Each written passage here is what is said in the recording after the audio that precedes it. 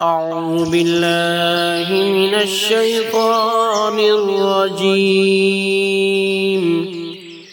بسم الله الرحمن الرحيم. السلام علیکم ورحمۃ اللہ وبرکاتہ ومغفرتہ.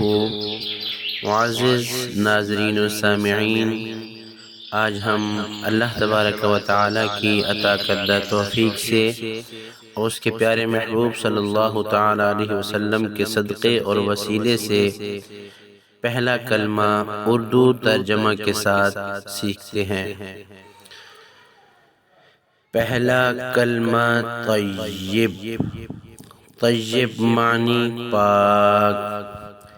لا الہ الا اللہ محمد رسول اللہ. ترجمہ: نہیں ہے کوئی معبود سوائے اللہ کے اور حضرت محمد صلی اللہ علیہ وسلم اللہ کے آخری رسول ہیں.